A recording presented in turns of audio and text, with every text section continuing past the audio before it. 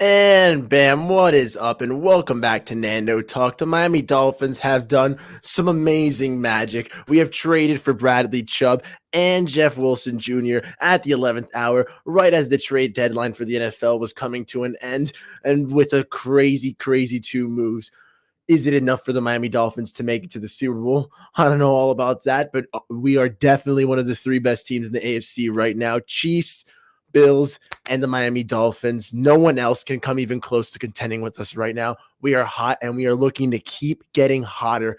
We traded for Bradley Chubb. The Dolphins sent over a 2023 first rounder, 2024 fourth rounder, and running back Chase Edmonds, who hasn't been exactly the best for us. We got Bradley Chubb, a phenomenal pass rusher, so young in his last year, looking for a new deal. So we're going to have to pay him, but the kid's a stud. He already has 5.5 sacks on the season, where the Dolphins have 17 as a team. Okay, so he has 33% of our sacks. I'll take that any day of the week.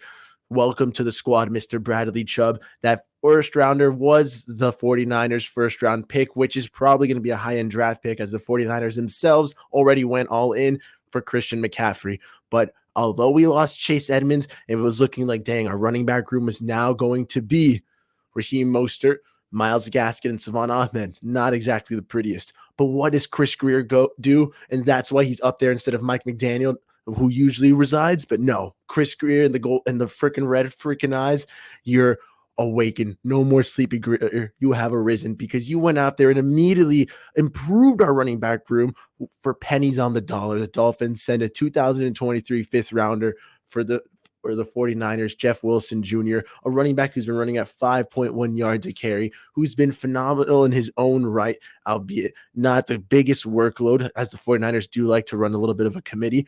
But when freaking their running back room started to go down a little bit and Elijah Mitchell got hurt and they let go Trey Sermon, they decided to run with Jeff Wilson Jr. And my, oh my, it was working. 5.1 yards a carry is great numbers to have. And the only reason he's not a starter right now is because they went out and got for a guy named Christian McCaffrey. Ever heard of him? Exactly. A phenomenal talent. And of course, Jeff Wilson Jr. was too talented to leave on the bench. So they went out and they traded for him, as he was also going for a new deal. Who did he go for? Mike McDaniel, former coach, knew that, hey, if there's one guy in the NFL who can plug and play into this running back room right here, right now, it's Jeff Wilson Jr. None other than that man himself. My, oh my. Like, most other players would have to take some weeks to get accustomed to our playbook. Like, there was talks about the Dolphins going for Kareem Hunt for a third rounder. Might have been a little too rich for us. And the fact that we would have had to teach Kareem and allow him to adjust to this new scheme for him. Who knows when he would have been ready? Maybe a little bit after the bye. But for the most effective win now move right now, we went over and got Jeff Wilson, who we know is hot, and McDaniel knows exactly his strengths and weaknesses, just like he knows Raheem Mostert's. Now he has a backfield he's familiar with and trust, that he knows how to use to the best of their abilities and what to avoid. Our running game that was seeming to struggle a little bit, that was lacking a tad of identity, is only going to continue to improve now. And I really do think it's about to take off and explode. Yeah, the next two teams we play, Chicago and Cleveland, have great running backs. They have a great run game, and that is their identity. You know, with Chicago having Khalil Herbert and David Montgomery, or according to Colin Cowherd, Armstrong. Check out that clip. It's ridiculous where freaking Colin Cowherd calls David Montgomery Armstrong like 6 times.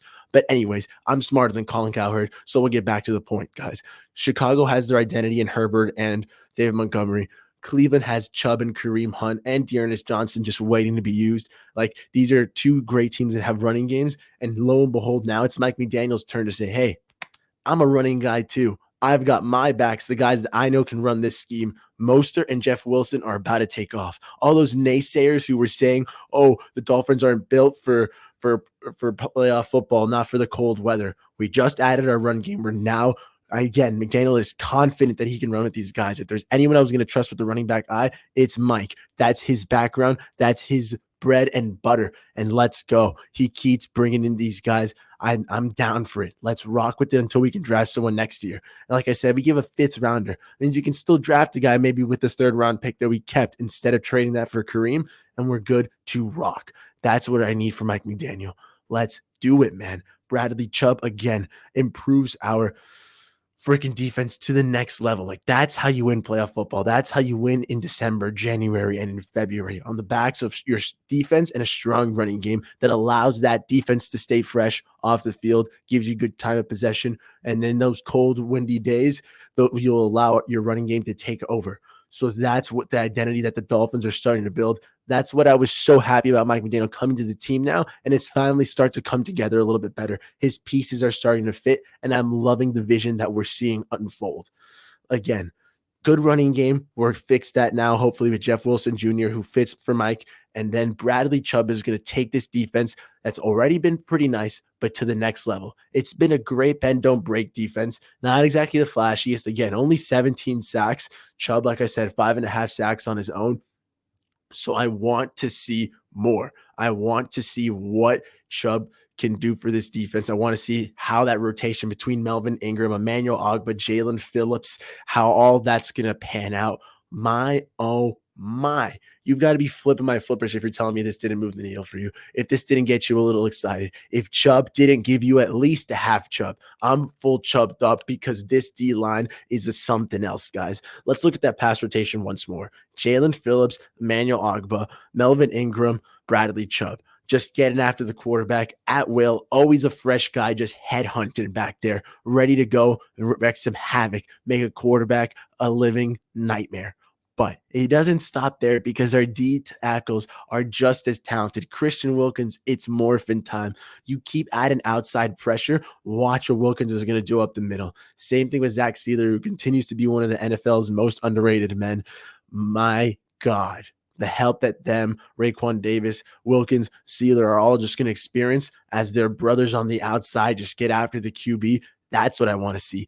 That's going to excite me. This front four, I would say the front seven is pretty talented too, but I would have loved to see a little bit of improvement in our inside linebackers. But Jerome Baker, Duke Riley, I also think that a guy like Chubb is going to help you. Another pass rushing monster that's going to take some load off of you guys.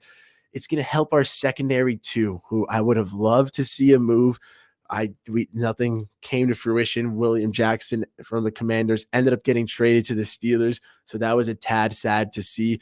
But I still think that right now, as long as we improved our pass rush, I think that our secondary is going to start looking better as well as it starts to get healthier. Eric Rowe wasn't inactive for some reason. Verone McKinley was filling in admirably for Brandon Jones, a former Oregon Duck like Javon Holland. Those former teammates just seemed to slip back in that camaraderie. That chemistry was there, and it's why Verone McKinley got that start. But safeties aside, our corners are still going to look nice as they get healthier. Xavier Howard has to start rounding back into form. Nick Needham is out for the year, but Caterco, who came back, that was lovely to see.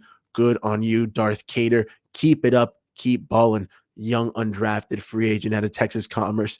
He is balling for us, and I need to see that continue. Keon Crossan also returned, the sight for sore eyes. I'm telling you, as our secondary gets healthier, it's going to get better. There was a couple times in the Detroit game early where it was looking a little ugly, and Jared Goff had way too much time. But we were able to hold on towards the end because our offense came ready to play, didn't let our defense get deflated as they saw our offense was going to hang in there for them, and they were giving them more time to rest as well. But Bradley Chubb is going to let that defense rest as well because he's going to get them off the field as they actually rattle the quarterback. Like Jared Goff, again, had way too much time. That can't happen anymore.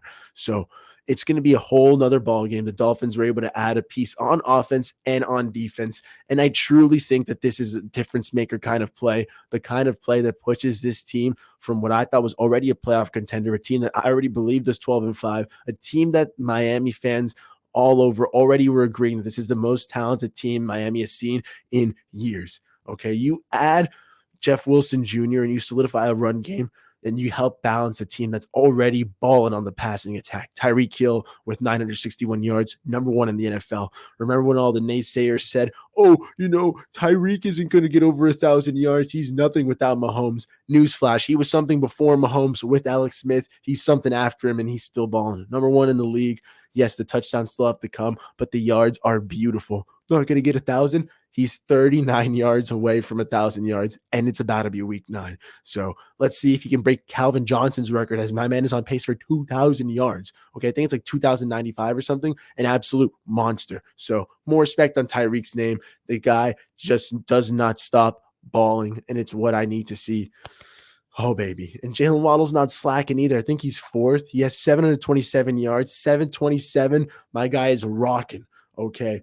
He's starting to increase his yards per catch as well. I think it's all the way up to 18. It was a little under 10 yards last year.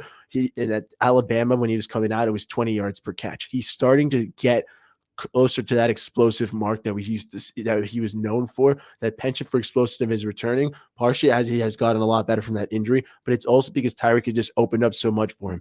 And the running plays are going to continue to open things up for both of them as the play action starts to finally get utilized, as the run game is finally respected. I think that these guys have only touched the surface of what they can actually do as passers, as receivers. 1,000 yards is an easy mark for this two Wombo combos. They're both going to clear that mark. They're both going to smash probably 1,500 yards. It's an unheard of season for these two receivers. The most yards to this point in the season by a Wombo combo of receivers like Waddle and Hill. Unheard of number, probably unreplicable production. And I love to see it, man. I love to see it. We called that back when Tyreek first got signed, and it's starting to flow, guys. If the running game finally gets activated, watch out. This offense is going to a next level. And it's all thanks to this Tua, man. And that's what I'm saying. I'm elevating these freaking like predictions. I think 12-5 is still my spot. I might go all the way up to 13-4. I think the only 2 games we're going to lose over the next games out of Bears win, Browns win. Then we go into the bye. Then the Texans win. Then we go start that away stretch. We play the 49ers, which I thought was going to be a loss. But now, who knows? Chargers, I had that as a win. Then we go to Buffalo. I had that as a loss if it's the split with Buffalo. But now, who knows? Like, I know between that 49ers and the Buffalo game, I feel like we can win one and bring us up to 13-4 because we're going to beat the Packers at home. Christmas in Miami, another Miami miracle. Let's rock with it. Then the Patriots, and actually not even that much of a miracle. That's what I was calling it before. But the Packers suck now.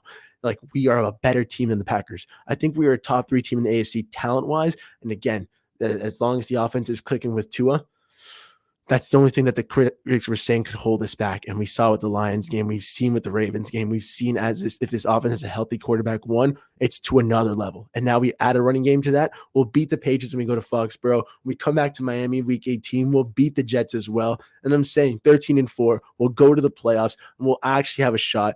And hey, divisional round was the goal. I'm elevating us to AFC Championship.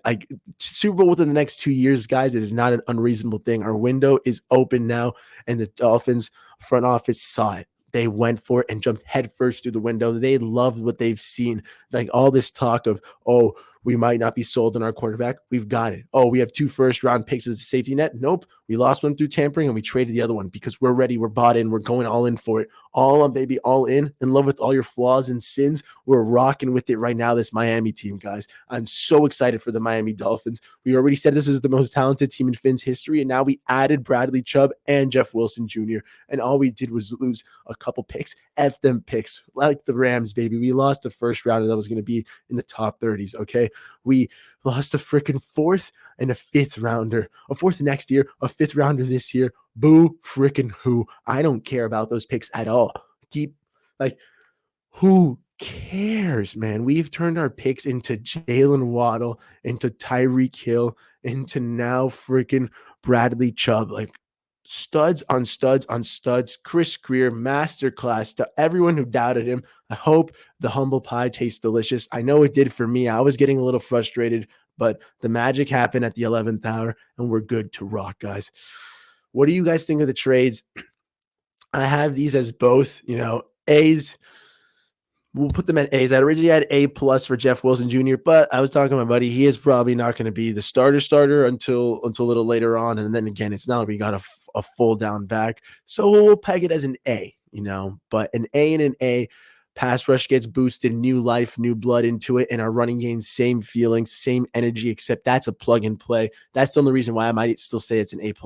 I'm super high on these moves. I do think this elevates us even further in the discussion. We fixed up 2 holes, and that's what good GMs, that's what good teams do. That's how you load up the championship up. Meanwhile, what did Buffalo do? They got Neiman Himes. Good move, Buff. So I'm happy with the Dolphins have right now. Let me know what you guys think, though, of the trades. If you're still at this point, hey, I talk more about the trade further in depth on a stream. I'll put the link up right here. I'll have put it in the beginning of the video as well. And if you're still watching, man, please drop a like, comment, subscribe. It greatly helps the channel. The road to 450. We're almost there. I should have done this in the beginning of the video, but oh well, guys. I hope you guys enjoyed. Let me know what you think of the trades in the comment below, and we'll talk it out. But as always, chins up, fins up, and tune in at 2 to 3 p.m. Monday to Friday for Nando Talk streams, bringing you the good positive vibes. Hope you guys enjoyed. And again, for the loudest outros in the Dolphins community, chins up, fins up, and thanks for tuning in, guys. Bada bing, bada bam. See you next time.